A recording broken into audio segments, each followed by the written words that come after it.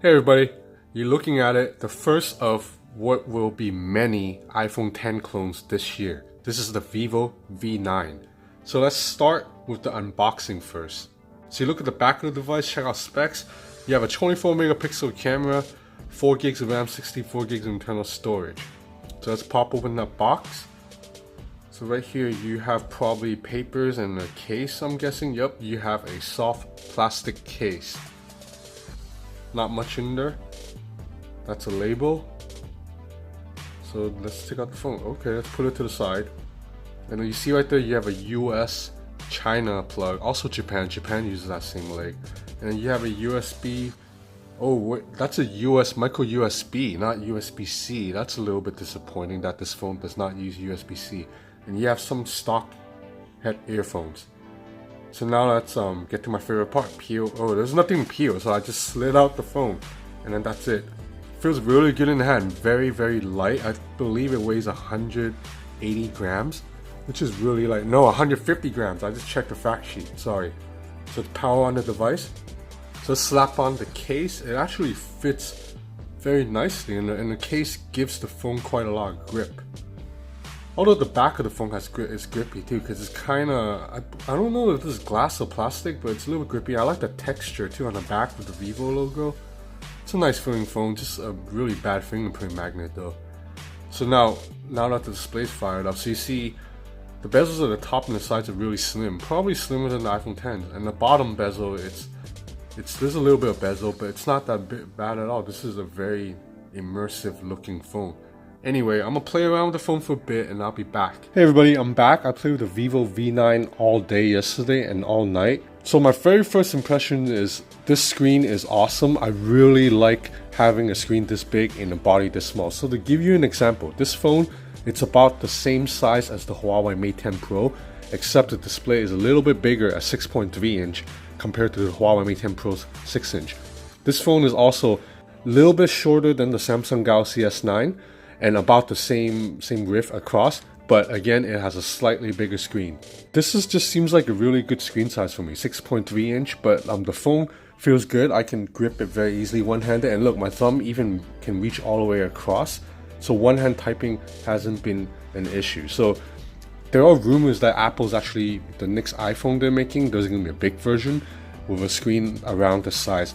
If that's the case, I'm all for it. Please do it, Apple, because I actually find the iPhone X screen a little bit too small. Like maybe I'm getting old, but when I've opened up Safari, I find the text sometimes a little bit hard for me to read because the screen's a little bit cramped. And unfortunately, because Apple is kind of stupid like this sometimes, you cannot make the font bigger unless you make the font of the entire phone bigger. Like there's no setting in Safari to just increase the font size in Safari, which is stupid because you can do this in Android. Okay, so let's talk about the elephant in the room. This phone, yes, it is obviously meant to kind of be a clone or knockoff, whatever you want to call it, inspired by from the iPhone X. And it's a little bit shameless, to be honest, because it's not just the notch. Like everybody's doing the notch this year other than Samsung, so it is what it is. But the fact that they even use the same wallpaper, even the boxes, the Vivo V9's box it looks just like the iPhone X's box. So I don't know why they couldn't choose a completely different wallpaper on the box and all that, just to look a little bit different. And then also the swiping gestures Vivo has. So let me explain. Vivo actually introduced swiping gestures on Android last year with the Vivo V7 Plus before iPhone X introduced it. But then Vivo changed it up now to more resemble an iPhone. So you notice that there's little bars down at the bottom, just like the iPhone X. The iOS, there's a bar down at the bottom. So this is to let you swipe up to go home. Now again, Vivo began doing this last year, but when Vivo did it last year, there were no bars. These bars were definitely inspired by iOS. But having said that, I really like navigating around Android like this. It's better than pressing traditional buttons, which feels a little bit outdated now in 2018. So I'm going to show you an example of how it works. So we'll go into a photo really quick. So basically, these three will act like the traditional Android buttons, but instead you swipe on them. So you swipe back to go back, or you swipe up here in the middle to go home. And then right here, Actually, this is not an overview button because Vivo, that's how Vivo phones are. This is to bring up the quick settings, which is again taken from the older iPhones. So how do you bring up recent apps overview then? You swipe up and hold. See, so this gesture is completely copied from the iPhone 10 because the last Vivo phones didn't have this at all. And then one more feature that it's a copy, but I like it a lot. You can switch between apps by swiping left and right on the bottom. It's really awesome. That's how you switch apps on the iPhone 10. So it's not as fast as traditional Android, just double tapping the square button, but I like it. You can switch between multiple apps at once. And now by default out of the box, when you swipe down from Vivo software, which is called Fun Touch, you bring up this search screen instead of the notification shade. So again, I don't really like that. This is another iOS feature that was knocked off. You have to swipe from the top to bring down a notification shade. And unlike the other phone, the Oukitel U18, you can actually swipe down from the notch too and still bring down notification shade. So that means Vivo at least optimized the software a little bit to account for that notch. This phone, let's talk specs. Snapdragon 626, so that's a mid-tier processor with 4 gigs of RAM and either 64 or 128 gigs of internal storage. So the back of the phone, this material right here, I don't quite know what this is. I have to ask Vivo. It feels a little bit plasticky, but I'm tempted to say it might be glass. It feels really light in the hand though. It feels really good. In hand, there's a subtle design trait right here, like 2 dots. Right here, and then it says designed by Vivo. So I don't know what these 2 dots are meant to do, but a little bit of a cool texture feedback. So sometimes when I'm picking up the phone, I know that this is the bottom of the phone because the camera bump, it's not that big. Definitely thinner than the iPhone 10's camera bump. So the star of the show for this phone is definitely the screen, and I'm loving it so far. I've been using it, reading web pages and opening Google Maps. I like when you open Google Maps, it actually fills up the entire screen. That's a very cool illusion. Even though a lot of apps don't take advantage of the notch, and there's a little bit of dead space down at the bottom of the screen because Vivo insists on having these buttons here. So you are able to turn off these bars in settings, but even if you turn them off, that little dead space is still there. So it's a little bit annoying. So check this out. You can turn off the bar to change to dots or just empty. So we'll go with empty. So even if you go empty though, and you open an app like Facebook or Instagram, there's still a little bit. Wait, why is Facebook loading so slow? Let's open up Instagram. Facebook is terrible, man. Have you read the news recently about them? So you see there's still a little bit of dead space right here that other phones that let you go full screen, like on the Huawei Mate 10 Pro, would just fill up. And then same when you watch an Instagram story. The story does not fill up to the top of the notch. So you see there's a noticeable, so right here there's a little bezel right here. That's a digital bezel. And then up here too, the image does not fill up the notch, which is the same thing on the iPhone 10. And it kind of bugs me because the point of watching Instagram story to me is to fill up the entire screen. And when you watch Instagram stories on an LG V30 or Huawei Mate 10 Pro or Samsung Galaxy S9, it actually fills up the entire screen. It's just a little bit more immersive in my opinion. I mean, it's complete nitpicking on my end. So other than the screen, Vivo's advertising a lot of AI features with this phone, but unfortunately, I think it's one of those broad definition of AI that Asus is also adopting with its Zenfone 5, meaning the AI here really it's nothing new. It's stuff that other phones have done, Vivo has done before, but now they've just chosen to add AI to it. For example, there's supposedly like an AI beautification mode, which Vivo claims that it has scanned millions of faces so it can identify face shape and add like, you know, the correct makeup filter on it to make your skin better. But from my experience, the beauty mode, it's about the same as all the other Chinese phones I've used, which is not bad. It actually makes a pretty strong difference in skin tone. I can see why some females or some guys might like using it for selfie. And then another feature they call AR sticker, which is right here. Again, the usage of the term AR, augmented reality, it's a little bit loose here because all it is stickers that go on to your subject, kind of like Instagram filters or the Samsung Galaxy phones has had it since last year. This doesn't really require AR as much. Vivo also claims that the AI will help improve the phone because it will help allocate resources. Again, this is nothing new. Every smartphone since probably 2014 has been doing that, but I'll take Vivo's word for it because battery life on this phone is really damn good.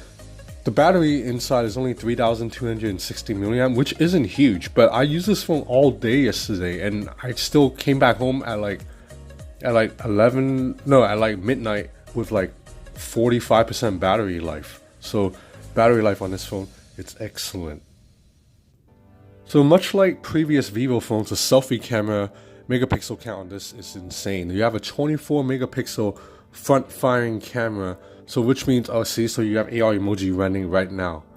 Not AR emoji, AR sticker, sorry. So 24 megapixel camera.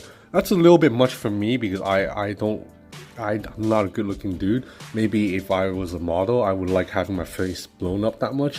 But for me, I'm never gonna really need 24 megapixel picture of my own face, but it's useful to have it. And it doesn't take up that big of the notch. So on the back, you have a 16 megapixel and a 5 megapixel secondary camera, and it's a real secondary lens. I tried taking bokeh shots with it. They turned out pretty solid. Not as good as like the bokeh shots taken with the Samsung Galaxy S9 or obviously like the iPhone 10, but it does look pretty nice. It does identify the subject in the foreground and then blur the background accordingly, and you can actually adjust the level of bokeh after the shot by swiping up and down here, which is pretty useful. That's a feature that Huawei innovated first about 2 years ago with the P9. So otherwise, the camera quality, it's solid. I wouldn't say it's amazing. It definitely can compare to some of the phones I have on me already, such as the iPhone 10 or the Samsung Galaxy S9. But I'm not sure if that's exactly a fair comparison, considering that this phone, there is no pricing available for the Vivo V9 yet, but I'm pretty sure it won't be anywhere close to what Samsung or Apple is selling their phones. Those phones go for like $800, $900, $1,000 US. So this phone, no pricing yet, but I'm guessing it'll be the $400 to $500 range, which puts it in mid-tier pricing. So if you consider that, I think photo quality, solid actually. Low light performance is surprisingly good, although again, it pales in comparison to the Samsung Galaxy S9, especially this shot right here. So this is taken in a dark alley in Hong Kong. Now let's look at the same shot on the Samsung Galaxy S9. It's a lot brighter, much more detailed, right? But let's not compare to the S9 anymore. If you just look at Vivo V9's photos in a vacuum, they look very good. Definitely Instagram worthy. You can put it on Facebook and no one will really complain. I think dynamic range is quite strong too. Shutter speed is relatively fast, and you have a lot of shooting modes to play from, including a bunch of different filters right here. And up here you have settings, slow motion, ultra HD, time lapse, and settings to shoot timers. And so yes, because of the notch, when you watch YouTube videos, it defaults to this letterboxed version of the video, but you are able to fill out the whole screen, which chops off a little bit off the top and bottom, and the notch digs into the video. But it's not that big of a deal because this notch is a little bit smaller than the iPhone X's notch, so it doesn't bother me that much actually. So there's only a single fine speaker from the bottom right here that it's very easily muted. Alright, you all know I gotta do my K-pop video test just to test the sound. So 50% volume right here. Let's fill out the video. So you see, I don't think the notch gets in the way that much. That's 50. So there's about 90% right here.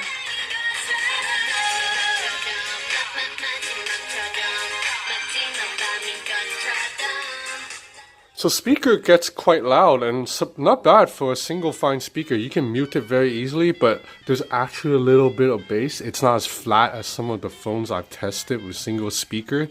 This single speaker setup, it's about as good as a single speaker can get, in my opinion. I think it sounds really good. I mean, this video looks pretty damn good too.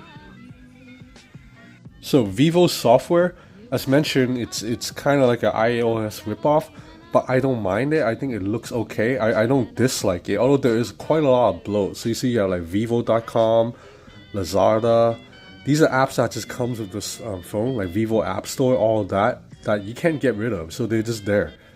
But the software is okay still. You get a little bit of gestures, which I like a lot. Oh, but the problem is you can't search in settings, which is very annoying because a lot of times I'm looking for something and I'm just scrolling up and down. It doesn't help that this menu is very confusing.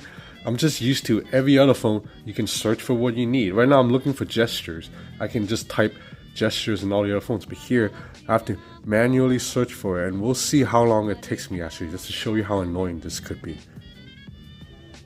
Smart motion. Okay, that's not it. That's not what I'm looking for, but you see you do have stuff like tilt the phone to zoom into pictures, which is a little bit gimmicky. I don't advise using that. Maybe go into more settings. Nope, that's not it. You see how annoying this is? I can't find gestures right now to show you because this phone, Vivo, did not give you the option to search. Oh, I legit can't find it. I definitely came across it earlier.